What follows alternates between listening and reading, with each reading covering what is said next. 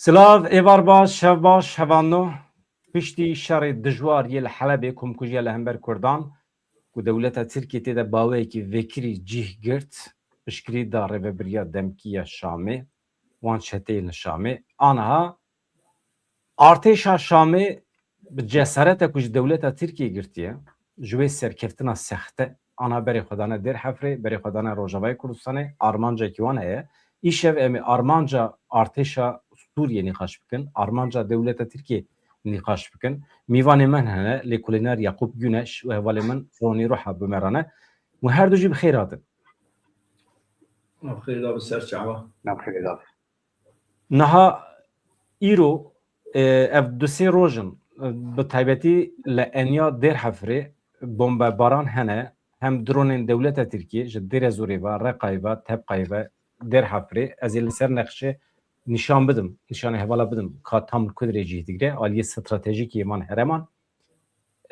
niha êrişên tacîzê hene xwe diceribînin lê îro guherîn çêbû Quwetên Sûriya Demokratîk Qesedê ekîba li wê derê biryar da ku şerê xwe yani li ber xwe bidin ya vekişîn tuneye vekişîn tuneye yani evaya biryareke nû ye ji dêr hefrê ji eniyên din vekişîn çênabe tam berovajî ji gelek eniyan ve ew ê şer bidin destpêkirin hêzên Qesedê Rojavayê Kurdistanê û weke tiştekî nû jî hêzên pêşmerge jî biryar dane eger êrişekî pir berfireh çê bibe li ser Rojavayê Kurdistanê ew ê müdaxele bikin ew ê werin piştgirî bidin birayên xwe ê Rojavayê Kurdistanê birayê xwe ê nava Qesedê de ka hûn çi dibêjin ev şer wê dest pê bike ve berfirehtir bibe yan na Yaqûb Güneş em te dest pê bikin kerem ki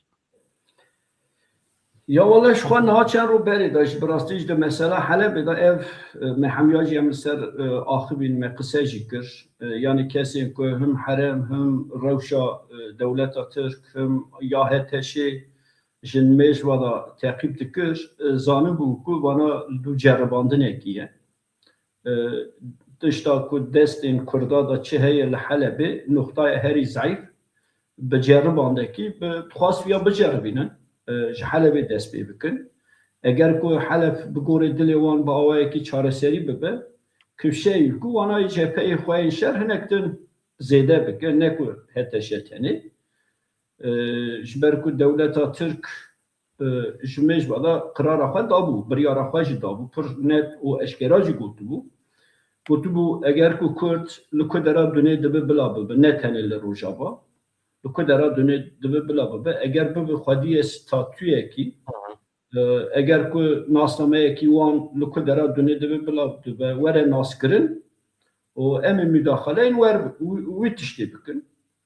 û Tayyip Erdoğan hikûmeta AKP jî çend cara jî gotibû ew xetayê ku me di salê nûdî da yan jî di meseleyan Başûrê Kurdistanê da kir, em heman tiştê li Rojava müsaade nakin. û ev jî ceribandin li Helepê. Du Helepê ra ama kesên ku sahê jî nû ve nas, kesên Rojava zanin, kesên refleksê dewleta Tirk û HTŞ dizanin.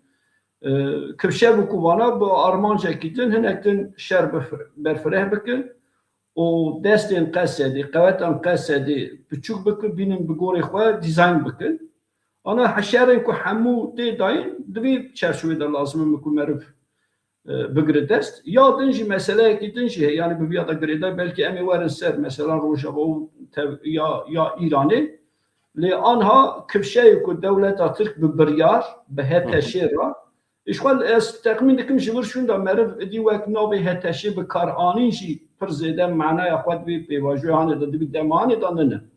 Ji ber ku hişmendîtî, teknîk, rêvebirî û hemû plan, program ji hêla dewleta Tirkiyeyê da tê çêkirin. HTŞ wek qewetekî di sahayê da li ser navê Tirkiyeyê şer dikin, lazim meriv bi vê awayê bigire dest. Eger ku em behsa HTŞ tenê bikin daxilbûna dewleta Tirkiyeyê ji alîkî da nedîtî bibîne, an jî zayıf bibîne, bi texmîna wê ev di sedemên nedîtinê di perspektîfa kurdewariyê da hinek tişta nedîtî tê diyar kirin. Ji ber ku dema meriv bibînê rînê mêze bike, wê demê meriv têkiliya ku anha bi Tirkiyeyê dayê dest pêkirin qaşo, pêvajo jî مرو نکاره به نرخینه یعنی بروی مرو gerek ama mesele ki gürt est mesele ki şerdikini ne mesele hiç peş ki can hiçli peş yaviye ki plan dike ki program dike şervan ki ne pırsede jimana xwatune li xuya yekû devleta Türk qesedi rêvebriya ku Kurda di nava vî 14 salî da bi apasa du apasa bedelan ra bi dest xist li ser axa xwe bi awayekî hanî merheleyekî ew kîna ku li Kobanî di dilê wan da ma kipşeyê ku ew ruhê Kobaniyê yên berxwedir ji nû ve pûç bike qers bike gelê ku ber azadiyê ve diçe di vî sed sala hanê da jî bêhêvî bêle û hêvîşkestî bike. Bigorê min plan program tabii ki meseleyên navnetewî, meseleyên konjektür, meseleyên bi İranê girêdan nexşereyên ku li rojhilata navîn guhertin di çerçova dewletê navnetewî de plan û programê wan da jî ev jî yani lazim ê nirxandinê lê em ê de hinek çend saet ya çend deqîqê din şûn da eger ku mijar hebe em têkiliya wana û konjektûrên navnetewî û plan û programên ê ku dixwazin ji nû ve rojhilata navîn dîzayn bikin di kîjan çerçovê da di kîjan merhelê da Kurda digire dest em ê binirxînin. Anha gotinê min ev elbet.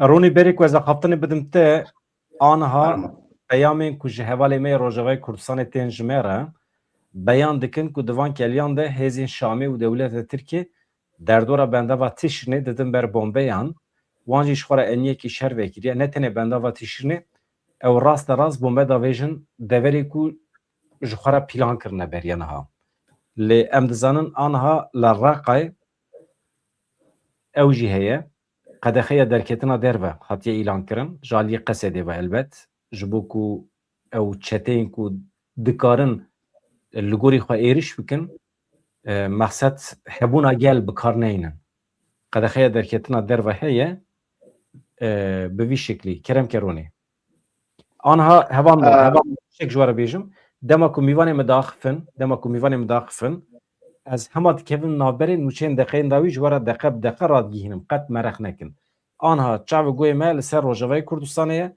Rojhilatê Kurdistanê jî bi eynê we ye yani hûn dikarin ji me re peyan bişînin çi pêşketin bûyer hebin ji me re bişînin ez wekê deqeya dawî pêşkeş dikim Ronî gotiniya te ye يعني حوجية بريم دستوا مثلا شيء قصد بكن زبقي حوجية دي صامروف يعني طبي كي داوية رجل مضان أكاديميسيان اللي بيدري هناك تشتغل نقاش لكن أم شياريا كي دي سابقا يعني كل براديسا نكبن خافكا لمن بجي كتي خافكا الشيخ مقصود كتي داكو 20 عربة دبيتش آن كسن سيلهي كردا يدستي وان دا ناملي وان ورقران دستا كردا افتش ترك لروجاوي كردستاني تايبت لطب الدير زور ولرقاي لمقاتبن زوقي افقلك جرينجا اذن دمان في ريشا حلبي هناكي واتا نقاش بكن يعني تشتي هري جرينجي الهولي تصانن شيا دو كولان حتى كولان كرد الويدري الدولة بهذا يعني يرونا حتى شدبي دولتي بريبت او تركيا بونيك وبهذرة دو دولتين داخل كريم كردستاني بهذرة لدو كولانين كرد خست از دبين قي اف كردارا قرق بعبرتك يمزن يعني تديج مرا كوشكري نبو عبرت عادل نبو عبرت يعني حتى كدري حوجي كردش بي عبرت بكره آدن جعول دا هر کسی ذاتاً ما افدانی زمان يعني آرمان چیه هگر چه پاسکانه بن اف دستکفتی دست کرد وی کانه به پاریزه وان به چوچک بکن قالا ناونه توی دا هگر تشتک جبوی کردان مسوگر ببجی لآخر سوری روجاوی کردستانی حتانی کانه بن وی به چوچک بکن چوه کردا بینه به هلا چه مفرید يعني بینه هلا چه مفریدی یه رو آوا والحاصل قاف افکتی و آرمان جا يكمين يا شيخ مقصود أبو يعني دبول ويدري حو جبل يعني ابتدينا طبي مرحلة مربع وكيزين صيشي ويدري بكشان الله لي فرماندار سياسة مدار القاضي وبريار بدنا قيم محافظة بريارات اما نا إيريشاتي لسر در حافري هێزا خوا ji ku girtiye hêza xwe ji vê ev qetilama li hemberî Kurda ya ki li Şêx Mexsûd û Eşrefê Meşaniyê girtiye bi hawakî di hêla psikolojîk da yanî bi hawakî xwe bi ser xistinin dixwazin vê germî vê bidomîne lê Kurd hergî yanî şerê wê li delhafir bê meşandin û yê li Şêx Mexsûdê hat meşandin wê newek hev be ji ber gel wê derê Kurd çemberekê da mabûn û Kurd zaten çikê xwe mezin hêzên xwe mezin hemî bi hawakî fermî jê kişandibûn hew asayîş hebû yanî sed du sed kes ciwan çek di desta da bi hawakî ew derê vedibin lêbelê ez dibêjim qey yanî êrîş wê bidome heger Heteşe û dewleta Türk ev hêzên dewleta Türk li Sûriyê civan dinin anînin ser text heger vê carê Kurd wan pîstêk bibin şêwanên werserî ev tişt heman tişt li Kobanê jî bû çawa bû çünkî Daişa çi zaber xwe dihat bi serpeşiyak mezin her der girtibû Musul girtibû Raqqa girtibû welhasil hesekê girtibû dihat ama li Kobanê pozê wê hat şikestin yanî hintikek xurt ji hêla Kurda li pozê wê ket ev hêzên niha li Sûriyê dîsa êrişî Kurda dikin bi hawê Daişê çi dikir heman tiştî dikin heger vana pozê wan neşkê ji hêla Kurda ve tu bawer bikin wê rojava safî bikin rojava safî bû kişîna wê berê xwe bidin Başûrê Kurdistanê lewra girîng e yanî mesela rojavayê Kurdistanê anha ev tiştê wê li derhefir biqewme an li derdorên çemê Firatê wê biqewme mesele wê nehew rojavayê Kurdistanê be mesele wê nehew Herêma be ev beraca Tişrînê helqa zîfe ya rojavayê Kurdistanê belki demekeke dirêj e dewleta Türk wê derê xwe bicî kiriye û kozik û enya şer salem kiriye ew helqakeke zîf be wê zîf e lêbelê ez bawer dikim li vê derê da tiştê em Kurd bikin niha ev şerê li rojavayê Kurdistanê tê meşandin û wê bê meşandin ne şerê hêlî Kurdistanê an şerê îdeolojiyek partiyeka Kurdistanê li hemberî nirxên Kurd hemî êrişek mezin pêk tê lewra em her kes di vî millî da em gerek zanibe sibey dereng e yanî çawa ji bo Şêx Mexsûd sibê dereng bû me bi çavê xwe dît gerek em ji vên ibreta bigre hemî hêzên Kurd yanî ev tena vegarî da te got peşmerge yanî şerekî mezin ata rojavayê Kurdistanê biqelin hêzê peşmergeyê werin ev ji hêla moral da ji hêla psikolojî da tiştekî baş e ji bo kesên rojname wan hewce em vê derxin pêş wexta li birayê wan li kuşkê wan fermanek din rabe hêzên Kurdên deverên din him wê ji çiyayên Kurdistanê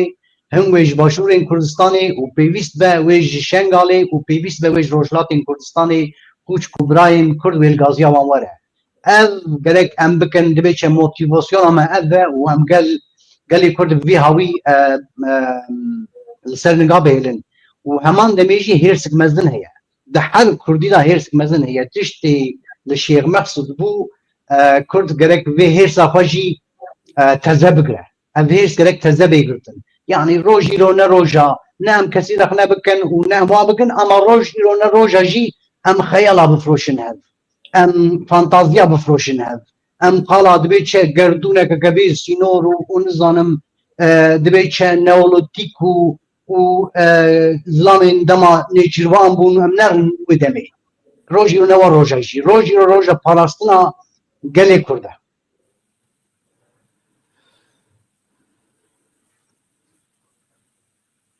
mamoste dengê te nayê mamoste Bedran Tamam. Anha Centcomê di derbarê şerê li Helebê de daxuyaniyekê daye firqiya vê daxuyaniyê ji ya berê zêdetir tune dîsa jî ez ê bibêjim fermandariya navendiya hêzên Amerîkayê Centcomê Brad Cooper li ser bûyer li ser şerê dawiyê li bajarê Helebê û derdora wê daxuyaniyekê belav kiriye bang li her du aliyan dike ku xwe zêde ragirin yani nekevin nava şer diyalogê hilbijêrin Brad Cooper diyar kir ku ew bûyerên li Helebê bûyerên li herêma derdorê ji nêz ve dişopînin yani fermandarê Centcomê bang li aliyan kir ji bo rê li bergirtina aloziyan gavan bavêjin em bang li hemû aliyan dikin herî zêde xwe ragirin ji wan tevgerên ku tansiyonê zêde dikin dûr bisekinin divê parastina sivîlan parastina binesaziyên krîtîk wekî pêşeng werin dîtin yani evveliyet wana biparêzin yani sivîl û binesazî. Brad Cooper her wiha bang li aliyên eleqedar kir ku bireyên dîplomatîk pirsgirêkê xwe çareser bikin.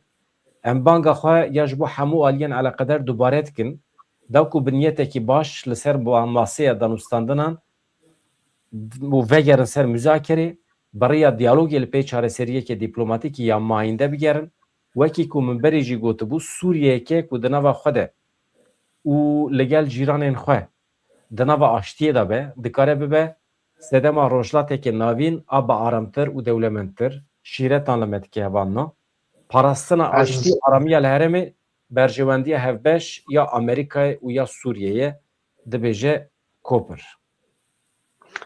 بري ماموستا يعقوب باخف از خازم بوتنا كي بيش مزيد ريد از بقي تنشيويه الان القدر رجلات الناوين داخياني مافياني جولاني نبيش من جاي داخلاني تتشتا بدارينا كا هيز وي ديار بك يعني برقدان وهيز وي ديار بك ابي دبلوماسيش ديار بك يعني كردي وقت نكان بدبي تشا إيريشا ورسر بطيبت تمام شيخ مسعود تشتكي جدابو اما إيريشا حتى شيء تركيا ورسر روجافاي كردستان وقت كرد وين كانوا بسكنينه دیپلماسی وی نکرد وی دیار نکرد وی ویژن هیز وی روجات ناوین هر وقتی هیزی دیار کلیه اف فرگرینگ اوی همان دمی دریج دیپلماسی رجی بکه نها از جیه بدم پشمرگه که یعقوب بریا کتب آخفی که هزا پشمرگه چه دبیجه؟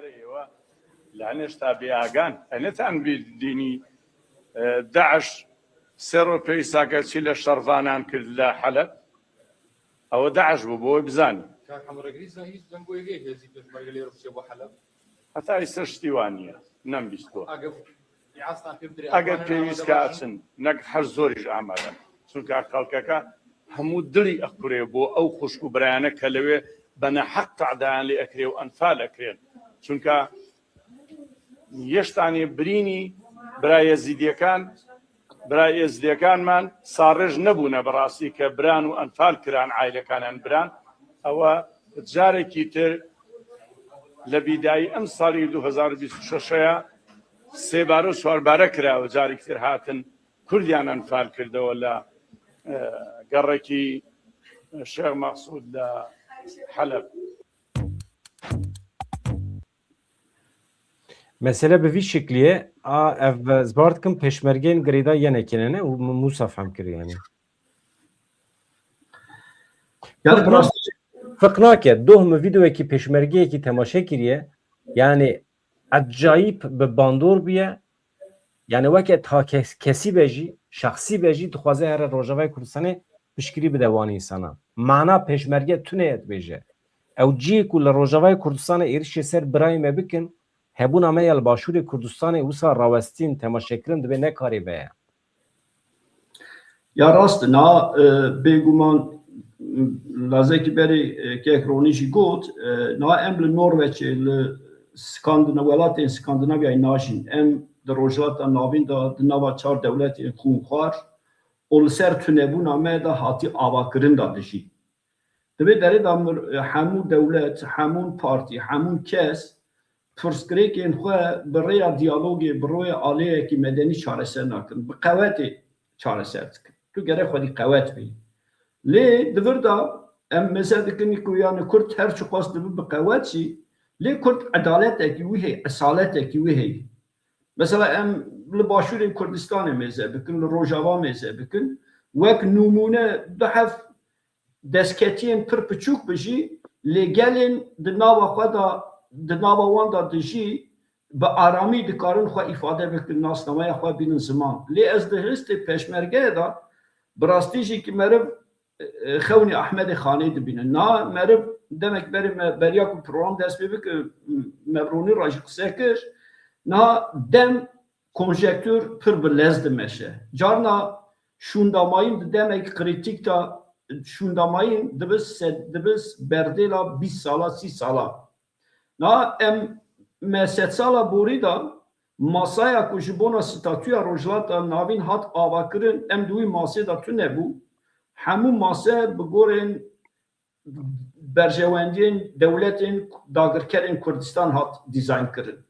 Lê anha em 100 sala ji kîjan perçeyên Kurdistanê dibe bila bibe, ev 100 salê Kurd berxwe didin ku ev statûya ku heyî perçe bike. Lê dî dem hatî wê demê. Bê hemdê me bijî du 27 mijdarê 2023 da derketin gotin dî tiv xeriteyên rojhilata navîn wê were guhertin. Peki me ji bona çi tekoşîn da me digot ku lazim ku ev xeritana were guhertin. Dem madem ki ev xeritanaya tê guhertin, gere em têkçûyîna van xeritaya hanî hinektin zêde bikîn. Qewet bidin, dest bidin. Bêguman her dewlet bi gorî berjewendiyê xwe tev digere, bi gorên berjewendiyên xwe tev digere, bi gorên têkiliya xwe tev digere. Lê di rojhilata navîn da a esas hebûna te bi xwe ye. Mesela me viya ronî jî got, me viya di Kobanî da baş bi dest xist. Her rihekî ser çîrokekî tê ava kirin. Ev rihek Kobanî bi rastî jî divî destpêka 100 sala hanê da ji kîjan perçeyên Kurdistanê dibe bila bibe, ji ku dere Kurdistanê dibe bila bibe, ew rihê ku li Kobanî hat parastin Kurdistaniyên qebûl kir. Lê ji me ra çi lazim e? Yani ronî jî got, bi rastî jî êdî ji me ra stratejiyekî bi gorê demê û bi gorê konjektûrê lazim e. Lazim e ku em wek perspektîv serxwebûna welatê xwe ji xwe ra esas bigirin, bi gorê qewetê xwe hedefa ku bigên ji stratejî kîjan rêvebirî bibe, em bêjin otonom dibe, federasyon dibe, çi dibe bila bibe, lê hedef û armanc lazim e ku welatekî serbixwe be. Bi gorên qeweta te tu dikarin li hinek ciya otonom an jî federasyon eger ku tu bikarin bide qebûl kirin, lê esas hedef gere Kurdistanek serxwe bi gotinê meran bijî gere bi gorê viya bebe. Yani êdî Kurd gere bê statû tu tiştekî nîqaş neke. Yani ev komünal toplumu, ev demokratik sosyalizmi, nizam ev çi kes ne müsaade dike tu wan tiştana ava bikî, ne jî edru qîmet wan tiştana dî li cem Kurda nemaye. Kurd gere bi şekir bibirin tişta ku tu dibêjî tiştekî balkêş e, min jî di weşanê xwe de pir caran gotiye, wextê ku hêza raqîb êrişê te bike, tu wayê dibînî ku ew şer difroşe te, tu wayê dibînî ku ew hewl dide te bikişîne nava şer, mesela tu dikarî bi taktîka wî nekevî nava şer. Tu dikarî ew şerê ku ew dixwaze ret bikî, şerekî alternatîf mesela. Çi ye? Ew bi çek û silah êrişê te dike. Tu dikarî bi biryaran êrişî bikî. Tu bibêjî tamam. Madem tu êrişê min dikî ez jî biryara serxwebûnê didim. Ez jî biryara xweseriyê didim û ez bang li dunyayê dikim ku min nas bikin. Mesela tu wextê biryar bidî wê demê ew jî şerekî ye. Çünkü ya mesela min bi rastî jî min dixwest divî pêvajoya hanê da, divî dema hanê da, madem ki em bêjin şerek pekekî bawekî çek danî, bawekî li hemberî Tirkiye silahên xwe danîye, lê divî dema gengeşiya hanê da min dixwest li derveyê welat hikûmetekî Bakurên Kurdistanê batı ava kirin. O hedefa wî jî serxwebûn ba. Yani çawa salê 95 da 96 da li Avrupayê wek parlamena sûgun hat ava kirin, belkî wê demê pir zêde dema wî jî nebû. Lê îro em êzê dikin li Avrupayê bi dehan bi sedan parlamenterên Kurda yên hatiye bijartin, lê jalî dewletê de hati sûrgûnkirî. Lê lazim e ku êdî Kurd di rojeva xwe da bêstatûbûnê qet tiştên ku teqabûlên teritoryal neke, lazim e ku Kurd êdî bi tu awayê negirin nîqaşê jî, negirin ber çev jî. Ji ber ku eger ku daxwaza tekaba tu ne bi duwarê navdetewî de jî tu nayê bawekî nayê baldarî nayê godarî kirin. Yani Kurd çi dixwaze li başûrên Kurdistanê, li Rojava, li Başûr, li Bakur çi dixwaze, bi rastî jî bawayekî eşkere gere diyar bikin. Hemû stratejî, hemû dîplomasî, hemû xebat jî bi gorên vê stratejî were meşandin. Eger ku stratejiyekî me yên ku esasî tu nebe, em nikarin bawayekî vî rihên ku çêbî vî rihê ku hatî holê yên netewî em nikarin biparêzin jî. Demekî din şunda ji meseleyên ideolojik de ev moral û motivasyona rihê netewî jî tê kuştin. Nadibirda da esas devlet da Tirk jî yek ji hedefa pêvajoyê bi gorê min jî ev bû. Yani wan jî fehm dikir ku dünya tê guhertin, rojhilata navîn da nexşerê tê guhertin, lê pêvajoyekî bi lez û bez da dest pê kirin, ji armanca pêvajoyê yek ew ku divî demên krîtîk da, divî konjektûra hanê da hişê Kurda tev li hev bibe, Kurda bêqerar bêle, Kurda bê inisiyatîv bêle, hedefên ku Kurda heta niha xwara kiribû hedef ji wan hedefana şaş bike û êrişkirina ser Îranê eger ku were Kurda ji wê derê da valahiyekî bêle ku Kurd carekî din nikaribe di vî konjektûra hanê da inisiyatîv bigire û xwedî statû be. Na em behsa qala hêzên navnetewî dikin, erê bêguman Amerîka, İsrail, Fransa, İngiltere, devletên dina bi gorê berjewendiyên xwe difikire, bi gorê berjewendiyên xwe tişta pêkitîne. Lê her çiqas qewet dibe bila bibe, di sahayê da gava ku qewetekî kî bi qewet be, kî bikaribe bi gorên berjewendiyên wan û te gava di sahayê da li hev hat, ev mesele jî nene. Yani gerek meriv ya eşkere bêje. Mesela heta niha me dixwast ku em rojhilata navîn da xerîteyan statûkên pere perçe bike. Me dixwast İran perçe bibe, me dixwast Türkiye perçe bibe, me dixwast Sûriye perçe bibe, me dixwast Irak perçe bibe. Îro jî hinek dewlet, ew jî dixwazin van dewletana perçe bibe. Yani divir da mesele derketina li hemberî wî dewletê nene. Mesele ew rêya ku ew dewletana ve dikî tu jî bikaribî bi gorê berjewendiyê xwe di wî rêyê da biçî. Wan nayê manî ku em dibin îtîfaq, em dibin hevkarê wan dewletana. Ji ber vê gerek meriv hinek din, yani ez eşkere jî bêjim, Kurd di alî stratejîk de statûn û serxwebûnê ji xwe re esas bigirin. Ev moral û motivasyona di vî sed sala hanê da hişên netewî hatîn çêk avakirin, lazim e ku em viya bi encam bikin. Wezîfa siyasetê jî ev e. Ev xort û geçên Kurdên ku ji bona Kurd û Kurdistanê canê xwe didin, ne ku ji bona komînekî ye, ne ku ji bona komînal sosyalîzmê ye. Bana meseleyên felsefîk in. Kesên ku xwedî dewlet, em bêjin Amerîka dikare van mesela nîqaş bikin.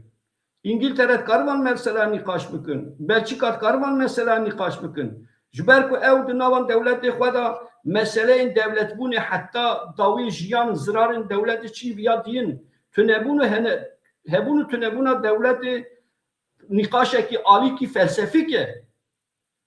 Lê ev nîqaşên felsefîk tekabülên daxwazên Kurdan yê îro nake.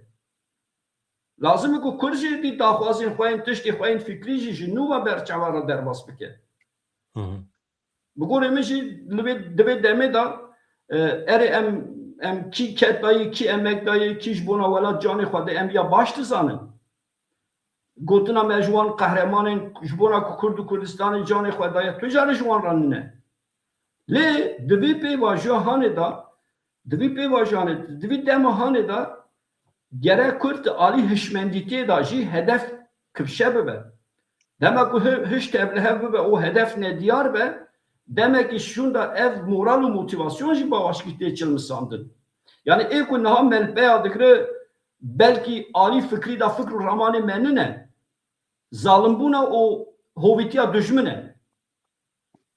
Lê gerek em bingeha alî hişmendîtiyê da jî bingeha viya tîjî bike. Ji ber vê bi gorê min ev meselana pir mühim e.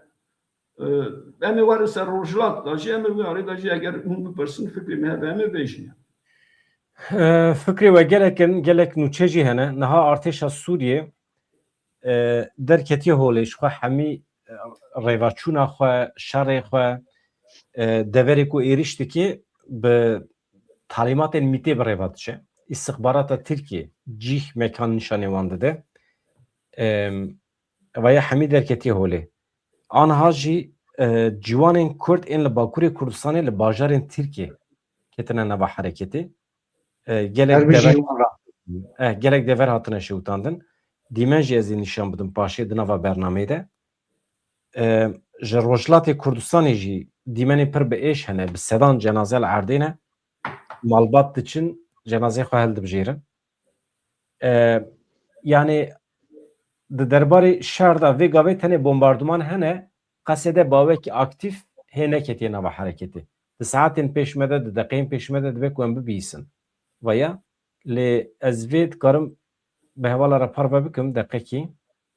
بەرە سەرخۆبوون سەبارەت بە ئاڵۆزەکانی ئەمڕۆ دەمەوێت بزانم ئەمڕۆ چه هێرشی کردە سەر دێر حافرەوە هیچ زیانێکتان هەبوو Nahîro dîza dest pêkirin bi obîsan bi çenkê ferdî wilo davêjin bajêr navendê bajêr esas dikirin sivîla esas dikirin medenî esas dikirin ew dizanin hêza qesede hêzeke gel e ev hemî vê baş dizanin heke ku gel li gel qesede be qesedê naşkê ew na esasen dixwazin şerê bi şerê psikolojîk bi êrişên wilo artık hem bi ragandinê şerekî pir taybet şerekî pir qirêz dimeşînin ev jî armanca mîta Tirk e zaten ragandin hemî bin denetima mîta Tirk da dimeşê û ev hikûmeta Şamê jî zaten biye parçek jî dewleta Tirk e yani te hedefekî wê esasî nîne hedefên dewleta Tirk in ji bo wê jî niha li vir Dêrxafê jî aynî tişt dixwaze bikin aynî tiştî ku hînin serê Şêx Mesûd qetil'amê Şêx Mesûd kirin û beriya wê Sahel kirin beriya wê Swêdad kirin zaten dewleta ku niha heyî aynî ew tişt e yani dixwazin wilo şerekê psikolojîk çêkin û êriş dikin yani bi obîstan bi hawanan bi çekên ferdî Veya fermandarê qesedê yê li herema Dêrhefrê ye. Kerem Keronî gotiniya te bû herhalde ne? Yani kek Yakup hinek tiştên balkêşanî ziman tabii ki nihanekî rewş germe bakın wî anî ziman hinek tiştê felsefîk in rêvebiriyan dewlet çi ye dewlet ne çi ye filan û filan ama ew çi be ne çi be bi hişê ev dem partiyê Rojavayê Kurdistanê nikan rêvebir Deda Daeş li hemberî te şer dike namûsê Kurd li ber talan dibe û zilanên Kurd û ciwanên Kurd tên kuştin serê wan jê dibe bi heman hişê ki HDP an demê an nizanim çi aviya serî set em dibe çi em hemfikirin pêk nayê çünkü ev tiştê niha em behs dikin rojhilata navîn tiştekî gelek baş e lê li Ewropa îro jî hîn pêk nayê hele rojhilata navîn 200 sal jê re razin mewaya dahêlekê mewaya dahêlekî dewleta Türk û van çetê wê dixwaze çi bike yani bi tevahî dewleta Türk Almanca wê yekemîn hêviyê bişkînin ji gelê Kurd rabibêjin heyran we dibe çi qas raperîn çêbû ji koçgirî da Alîşan û Alîşêr û Heyderbeg da û hetanî dibe çi Dêrsimê wel hasil û Şêx Saîd û hetanî Nûrî hat Agrî we çi qas rabûn ser xwe têk deherin hûn têk deherin dixwaze yekemîn vê rê gel bide hêviya gel biştîn îjarê îro derfetê di destê gelê Kurd da heye ne weke ew derfetê em qala sed sal berê dikin an heftê heştê sal berê dikin hewceyê yekemîn gelê Kurd rêveberên gelê Kurd ji her tiştî ra her tiştî ser mastê be na wexta mafê jiyanê wê nede gelê Kurd wexta gelê Kurd du taxê wan li Helebê hebe ji hêla du dewleta ve êrişê werin ser û wê qetilhamê çê bibe wê çaxê ev mafê dewlet bûnê ev gerek li ser masê be heger wê wisa be gelê Kurd wê ji bo xwe dewletê jî bixwaze ama adin çiye te tiştekî nûçakir da te got niha ciwanên Kurd heman demê li metropolên Tirkiyê jî ketine li tevgerê ev gelek girîng em ji demek berê jî anî bi ziman heger Kurdistan wê ji Kurd ra bibe doje rojhilata navîn dewletên dagirker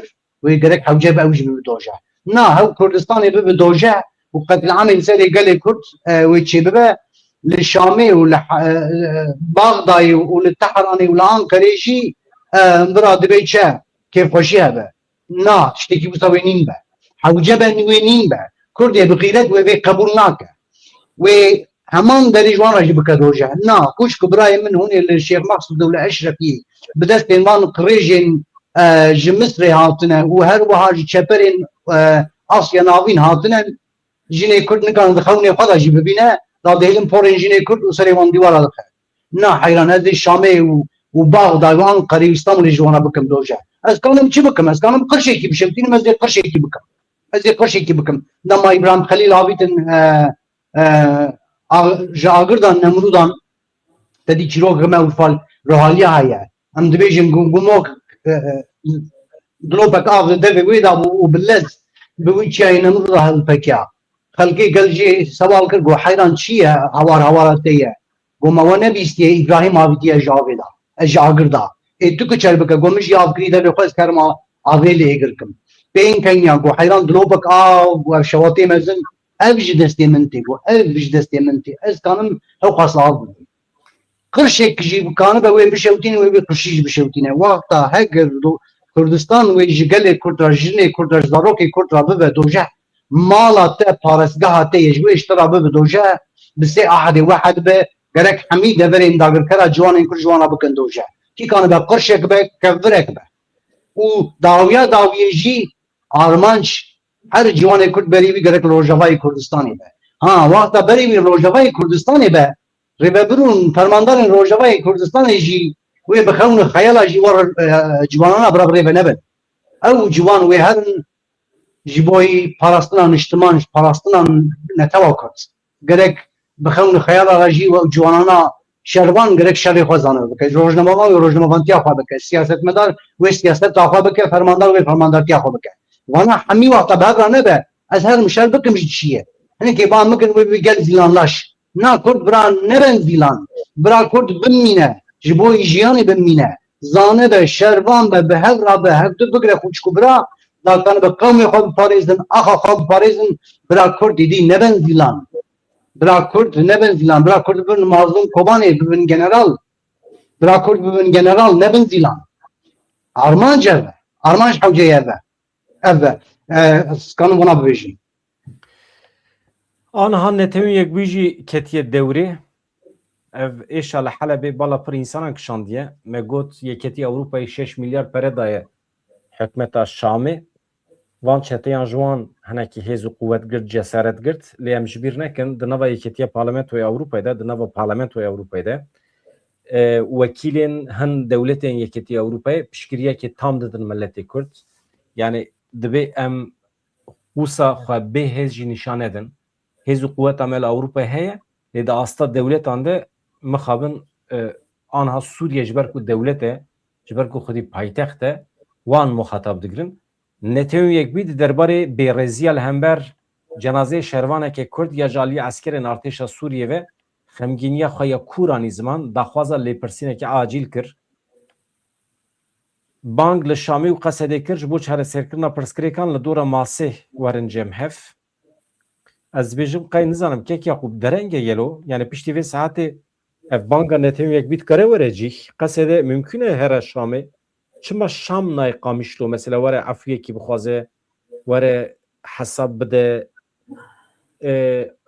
ji bo bîranîna wan şehîdan mesela çawa dikarin telafî bikin heqeten pêvajoya diyalogê çawa dikare ji nû ve dest pê bike Beriya ku şer Şeyh Maksudê û Eşrefiyê belkî ihtimala ku li hev hatinê bawakî di meseleyên rêvebiriyê de li hev bata belkî mumkin bû lê bi Tirkî dibêje dokû uyuşmazlığı yani her çi xwaz li hev bata jî hem de alî sosyolojîk da hem de alî hişmendîtiyê da hem de alî nirxandina dünyayê da her du qewetê ku hem xûn di navbera wan de hey hem jî li dünyayên bi çavê din da li hev meze dike li hev vata jî ev demekî din şûn da bi gorê min di cîhekî da meheqeq di teqiya yani ne mümkün bû ew hêzên ku ji hev sedî sed dijberên hev sedî sed ji hev cuda demekî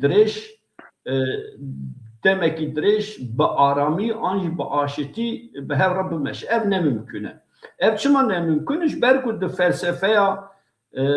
felsefeya heteşê da tişta ku tiştê ku ew jê bawer dikin taqiyekî wanê ew heye yani dibên jî ku heta ku qewet ketin destê we hûn dikarin taqiye bikin xwe veşêrin xwe bispêrin lê dema ku qewet ke destê we û dûra jî hûn dikarin tişta hinberê xwe têk bibe yani li ser vî esasî parîk jî tevgeriya îja dû vî mesela hanê re dû Eşrefiyê û Helebê û van şerana şûn da bi gorê min idî di nava her şerrekî xêrekî jî heye via bimeda diyar kirin ku belki tişta ku bariki dilê mesihil bike êşa dilê mesihil bike ev jî divir şunda bi gorê min rêveberiya Rojava ji vir şunda bi tu away bê statû wê neyê sermasê. Yani statû bûna ku teqabûlê huquqa navnetewî bike. An jî dewletên garantör statûya rojhilata navên bawayekî fermî bidin naskirin û yekitiyan dewletan jî yekitiya dewletan jî gelan jî bibiya wek fermî bide qebûl kirin. Ez bawerim ji vir şunda wê gere biqul bi aliyê.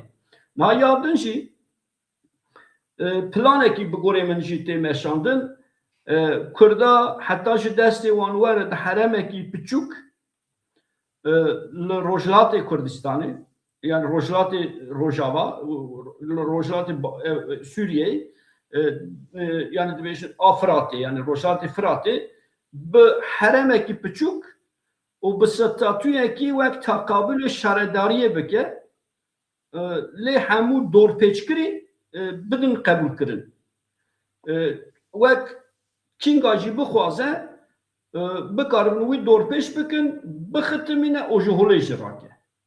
Hemû plan bi gorê min ana li ser vî esasê tê meşandin û Kurd ji bona ku ev plan pêk neyê her away berxwe dide lazim dîplomasiya xwe jî bi gorên vîya daxwazê xwe jî bi gorên vîya bîne ziman.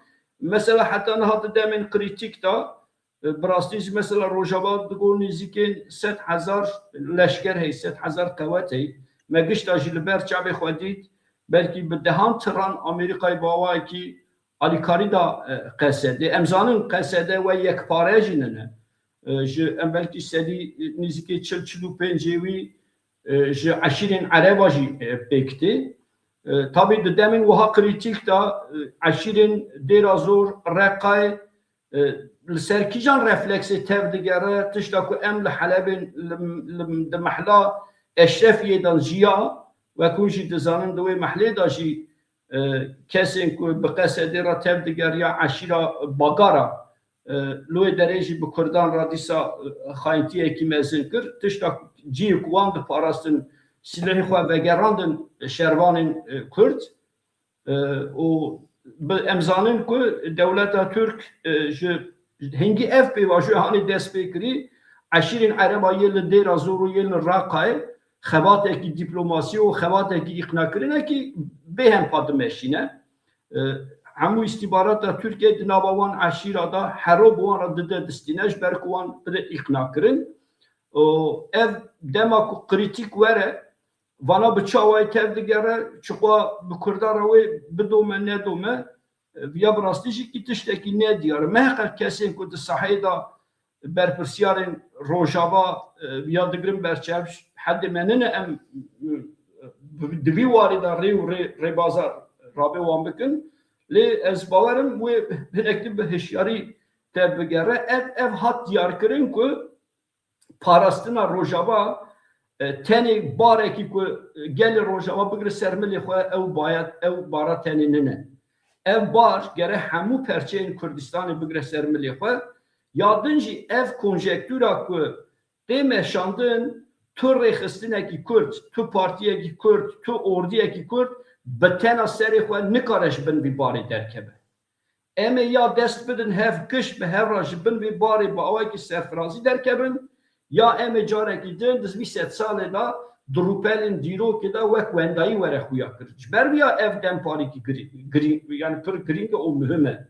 Ya din jî hêviyên mezin jî didin mirov erê em belkî hinek neyînî difikirin hinek dilşikestînin histên xwe bawayekî din tînin ziman lê em gere serî set ji vîya jî bawerim ev bayên ku tê wî dawiya dawiyê da azadiyekî ji Kurdan ra bîne wê Kurdistan xewna Ehmedê Xanê bêjî lê ji vê demê da jî bi rastî jî ji me ra hinek din feraset hinek din perspektîv hinek din stratejî hinek din alî hişmendîtî da netewperwerî lazim e ez tişta ku me motive dike tişta ku me digîne armancê lazim ku em ji rojeva xwe dernexin li ser wan esasana li hev werin em dibînin rojhilat Hêviyekî mezin dame 8 partiyên Kurda hat cemhev bi rêkûpêk tevgerina hevra rêkûpêk da daxuya kirin û dowr da bûn xwedî însiyatif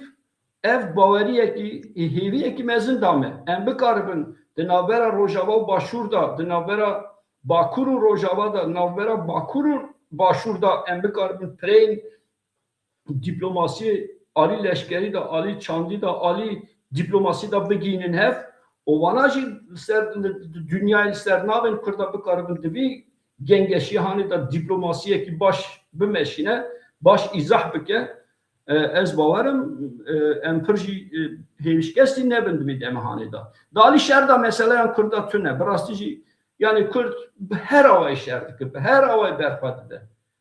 Wek General Ziyad şî yani min biborînin ji ber ku ez dimrim yani ji vî meriv ancak li ber vî gotina hani ancak rêz digirin di helle lê problemekî me Kurda heye du apasa berxwedana ra du apasa fedakariyê ra dema ku mesele tê sermasê berbe encam dibe em ya bêfiraset tev digerin ya em ji stratejiya xwe ya esas bi gotinan jê dûr dikeve.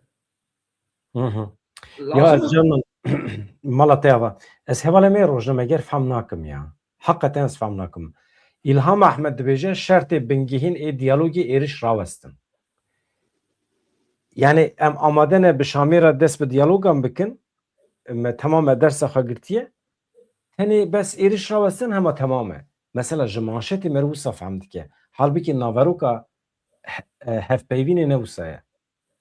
Mişi Ji ew ber di vê Erebîn miza yani rast yani acayip tişte. Mesela ez bi manşetekî wisa navêjim. Ez nabêjim şertê bingehîn ê diyalogê êriş rawestin. ev insan ya ev insan dibe hesab bidin ya dibe lêpirsî were dest pê kirin. Dibe ev çete kîne werin tespît kirin û ceza li wan were birîn. Ewsa hema êriş rawestin tamam baş e nerede kalmıştık? Em li ku derê mabûn em wê derê de bidobînin. Tiştekî wisa tune ye. Dünya ne wisa ye? Anha çapemeniya Kurdî hakikaten ez ji ber ku endamekî çapemeniya Kurdî me ez mecbur bi çavê wî ez rexne dikim yani manşetê bi vî şeklî nabe hûn bi îtîbara rêveberê me dilîzin ya niha Rêzdar İlham Ahmed însanekî rêzdar e însanek xwedî tecrübe ye û zane çi dibêje binêrin çi dibêje Wezareta Parastinê a Sûriyê bawekî fermî operasyona eskerî li dijî taxên Şêx Mesûd Eşrefî ragihandibû. Qesede li gorî peymanê tevgeriya li gorî peymana 1 Nîsanê qesede hêzên xwe ji wê derê vekişand me hukmê xwe anî cî tiştekî ket ser we me anî cî baş e dibe behsa ew jî dike çend însanan jiyana xwe ji dest daye di êrişan de 48 kesan jiyana xwe ji dest daye. Yani hinekan digot bi sedan kes hinekan digot tiştekî reqemên pir mezin digotin ama balkêşe İlham Ahmed dibêje di êrişan de 48 însanan jiyana xwe ji dest daye 118 kes birîndar bûne bi dehan kes çarenûsa wan nediyare.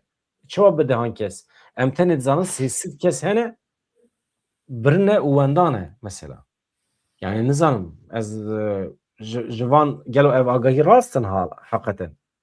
Di êrişan de 48 kesan jiyana xwe ji dest daye 118 birîndar bi dehan kes wendan e. Niha çeteyan dibe stûçê hovane kirine.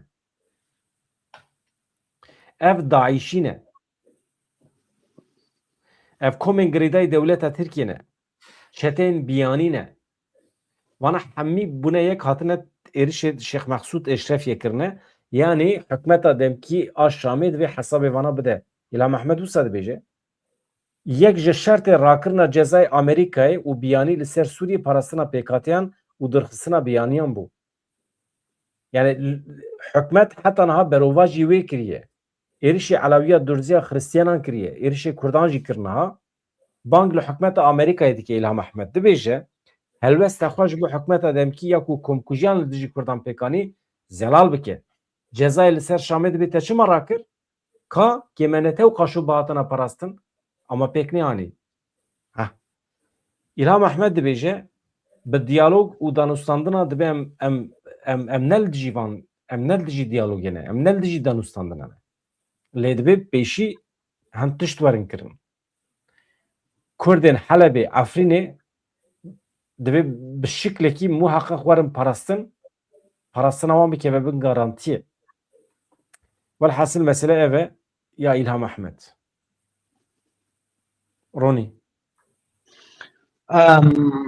يعني تبي نظام وكيان اجانس تشاوي وك Anê جانيزم anê مانشتك دبيتش مانشتك امرو جي فديد كنا ويج مشتدي بدالي كرتشتي كمرو دخل مانشتي نعوا لي بلي ام بدو ناس كان ام شاف من ياكل ام بدو ناس كان يبلغ انا حق لا بيج بري قوتيا روجنا رخنايه وتشتايه ام بدو ناس كان لي بلي رهبرین روجاوای کردستانی شروان روجاوای کردستانی زیاد جنرال زیاد فرماندار حلبی حتی مجرا دینارن حتی او دنگوی ویدک گوی مدا به زنگل ویلی که و امی بکن نوشت دین سرستین دافع هگر کسی که وی وسا تف نگر الهمبری وی دنگوی او کس کردستیا خدا پرسکری که وی هیا ها آدن رهبرو روجاوای کردستان چیز دستاتی کن و کرد شغلن هم دملی دیپلماسی دا و هم لسر ارده و هم دقال شردا هم بخواه وکا کرد وکا روجنموان که سرنا به خود بیون از بخواه گازنی خواه ناکن گازنی منی نتابی که وکا روجنموان جارجان امرو شریعه دکه امرو بالی بشینی سرتشتا لی بلی از بخواه تشتی یعنی آرمانجا دولتا ترک وکا یعقوب جانی زمان ببریش گوتو کردا بین القامیش رو بحث بینه الوی درفتی درکتیه هولی وقتا ایرو اف درفتی روجاوای کردستان درکتیه هولی وکه فدراسیونه که وکه استیاتیا که فرمیت الوی دری وی مسوگر نکه تیویا کرد لباکوری کردستان دکوشو هر وها تیویا کرد روجداتی کردستان دکوشه جبرگ نار روجداتی کردستان دکله اوی فیضا خواه میناکا خواه وجه کو بگره و وجه رو وجه روجاوای کردستان بگره این وقت روجاوای کردستانی هم نکن مینا کشبوی پرچه دنیم کردستانی اما مینا که باشوری کردستانی جدی بریار ده هر سر قبونی مچه دید مدید چوا عراقی و اونزانم ترکی و هر وهاوی چوا اساجی دو پس اوجی تبیلی ببه لبر دریه خابور در تطبیقاتا کرمون دا که هر کردال باشوری کردستانی بکوشه سر قبون امان قبول ناکه یعنی دیگه چه معنی دخوازیه کرد به تو هاوی قبول نابه دوی دری دا هیز زانه کرد وقتا به هشکی کردی و به هر را یکتیا که پیک گوره به هر را تاکرن لبو تفگری هم دملی دیپلوماسی دا هم دملی شردا کردی بسر بکرن یعنی محقق شرطنی وی نبسته اما هیزین ایریشی تبکه او هیز گرک طولا همی شروانی خواه همین کسی خواه جهلینه یا و دیمن مروف دیشینه راستی اما براقه کردی نیشه دیمن از باردکم دیمن لدجی علویانه از باردکم ویا لاصقیه عینی چتنه فرق ناکه همان تشتد اری دولت ترکیه که خودی لوان چتیان درد که ولاتین یکتی اروپای که خودی لوان چتیان درد که بلا ببینن بلا بکه به آرشیوان یعنی بنرن و درجی گل باران دکه به وی شکلی از نخوازم نشان بدم نه سوچی وان چتیانه اف چته لگوری خوازای خاطر دیگرن از تم دبیجم گر لگوری خوازای خاطر دیگر اما دولتین خودی قانون دولتین کو د قدان او نتوی د استاتیا وان هه اندامه کی نتوی یک بینه اندامه ناتوینه وقتی کو دبن شریگی وان سوچان دبی جزایوی هبه مسئله جدیه اف چته به سروبرن مرون کاره تشتک ببیجه جبر کو قانون وان تونه بنگه وان تونه دولت کو خودی لیدر کی بده اورن جزا کرن وانا حمی سوچین دولت ترکیه مخاطب اون ما وسط يعني امريكا تانك بدو قلت قديم امريكا تانك ام نكان بخت شامي بخاص جولاني بخت ما يخصن برا بخت جي بيخصن يعني وقتا ام خالصر في جوها رازين وبرا كل جنر د جيبينا انا خاطر يعني ام چون جيبينا نظام بيرا كياتي كتي اندر وام چكرنا ام خاطان جيبينا ما خاطر بابي من جيبينا ما خاطر يعني ابجي عيبارش ايجاد ضد فينا حوجين كاس ندن يعني اما خاباندن جيبنا لما خابي او امتين كشتن تجمع خابه زورك كرتي كشتن تكرن ريفبري خو فرمان داري خو دبيچر ان اخذ شي خو ما خابه تجي Yani em naxwazin ji rêveberê me Rojavayê Kurdistanê em bibîsin, em bibêjin me nizanim bu êrişê me bikin. Veya divê em nebîsin. Min nebîstiye ez naxwazim bibîsim jî. çünkü ez bir gotan ta tasdik bakım çünkü şekil gotan ta birim. Mecarek dişi bir sıfat Bakurê Kurdistanê Bodrum'a da gelê Kurda şevdamın men nizanî bu dijminê me wê hev qasî barbar be. Ê wexta tu nizanî bu dijminê te wê hev qasî barbar be fermandar kî meke? Ya na lazım ki beri Ronigo gere merv gere hani dvi deme da kesin ku sayda yani kesin ku Rêveberiya Rojava da bekuman rexne merv nikare loan bike lê براستی جی باکوری کردستانی دا مرو گره سیاستمداری که نها اکتیف پیشنگی دکه گوتن نوان داخویانی نوان هشمندیتی وان دوی دمه دا حوجه رخنه کرنه ویشی لازمه که مرو دوی دمه دا جی رخنه بکه یک ناهم اگر کش بونا پیواجوه کی گله کی دا آلی درونی دا هون حاضر بکه لازم ننه که هون هموج داخوازن خو زمانی خوین کو حتی نها و بکار آنی هون جوی درباس بن کو جنش کوا زمانی کی ترکیه بونه بکار بینه دمک و دمکی درشت بوی زمانی بکار آنی دو روزن و ها تنگ دانجی هون نکارن جاردن سیدی حشته وی گلی وگرین آلی درونی دا سر رو حکیدن یعنی کسین کو دوی پی واجوه هانی دا حتی نها دو گوتن berimel Ankara'ya, başnavame Türkiye'ye, anji de demin davida serşerin Halep'i sanki Sujen devleta Türk gibi meseleyi da tüneye ev mekaniye ki darbeyle rojlatı navin lehemberi komploya kul lehemberi pivajiyar Türkiye'de demeşandın. Na dem ev gotunana dıkhada nikarı bhabine, dev ev demanine. Demek ki beri min go yani dem hati mesela mayinu ne mayini. Dve demi da lazım ku merif hinekdin xadi feraset, hinekdin xadi perspektif o peşeroje jî bi fikreş ber ku kibşeyî ku ev şerên ku di wî rojlata navîn da tê meşandin ev konjektûr hîna gelek bidome. Eger armanc hedef destxistina statûyekî Kurda be lazım ku tu zamanı xoyên rojane yên siyasetê jî bi gorê derûnî ya xwe bi gorên sosyolojik xwe bi gorên zanebûna merheleya ku Kurd hatî tu bi gorê wî jî zimanê xwe biguherîne zimanê xwe bi gorê hîsên Kurda bikarbîne gotinên xwe bi gorê hîsên Kurda bikarbîne bêguman em me heta nav tu carê welatekî tu kesî dagir nekiriye me welatekî parçe nekiriye me zulm li kesî nekiriye em jî wek hemû gelên ku rojata navîn dixwazin li ser axa xwe bawekî rûmet bijîn. Yani ona Kurda hemû projeyên xwe pêşkêşî wan dewletana jî kir wan wî hişmendîtiyên kir. Lê wan biryar kiriye ku bihiştekî axa ku Kurda jî hebe o navê Kurda bawekî fermî tê da derbas bibe ew wî axê tune bike. Diryala me biryarin.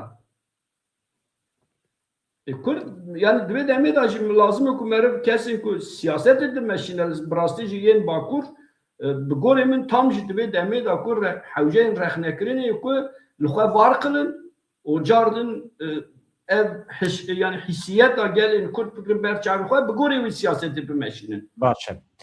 Niha Poyraz dibêje li Kuderê hatiye dîtin ku hêzên emperyalîst ji mileta ra dewlet çê bikin. Ez hema bersiva xebitim Ronî tu jî xwe geşkiriye dewleta Tirkiye. Tirkiye ji aliyê hêzên emperyalîsme hat avakirin. Hemî rojlata navîn ji aliyê hêzên emperyalîst ve hat avakirin. Sûriye, Iraq, welatên Ereb hemî welatên ya çiqas ev Poyraz icab nakem cevab din te yani tamamen ji delingê te cehalet difire bibore. Hemî welatên Afrikayê bi cetvelê hatine jêkirin. Ay Suriye ki avakir yani. Ya Türkiye ki avakir. Türkiye ki avakir. Klita İstanbul'u ki de desteği Atatürk. Yani Ya çıkas acibin ev perverdeya Türkiye bu sayı. İja ev mantık ev hezen hegemon emperyalist ya bandor le mecikriye.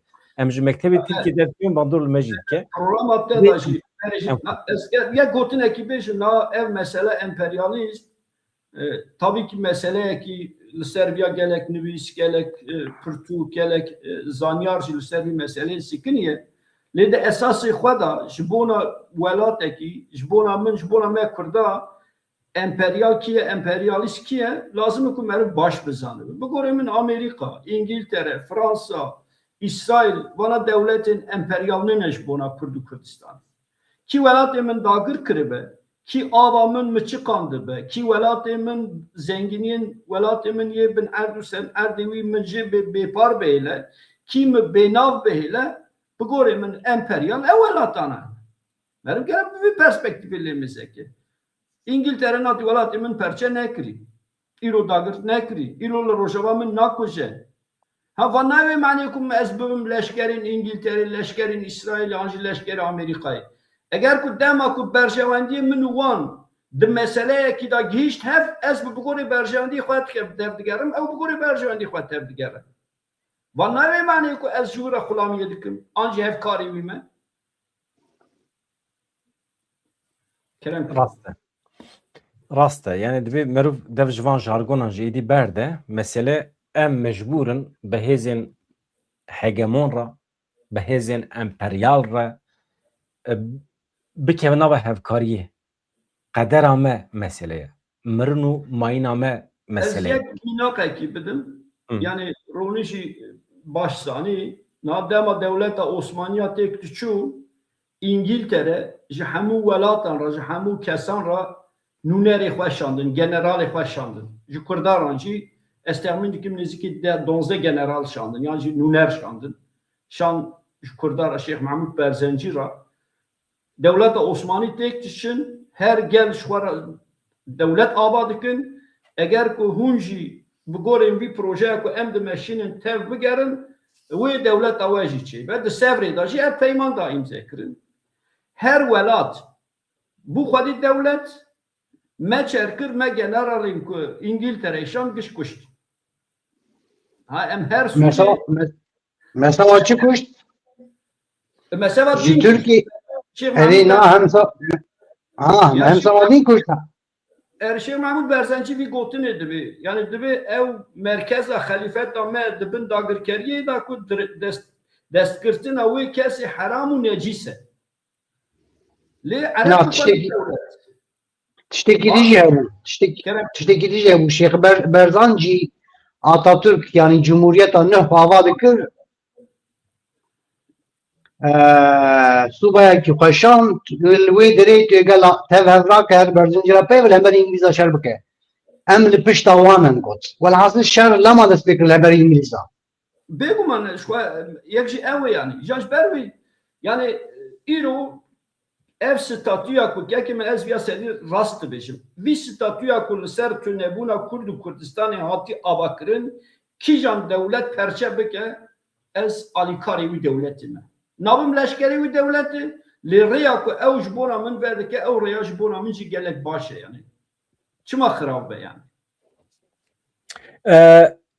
Poyraz tefhem kiriye em dixwazin çi bibêjin. Yani devleta Tirkiye emperyale li hember devleta Tirkiye îcab bike em bi hemû hêzên dunyayê re dikevin ava hevkariyê. Aferin te wê fehm kiriye. Bravo. Rast dibêjî. Wê kurmancî jî fehm dike temam e. Süper.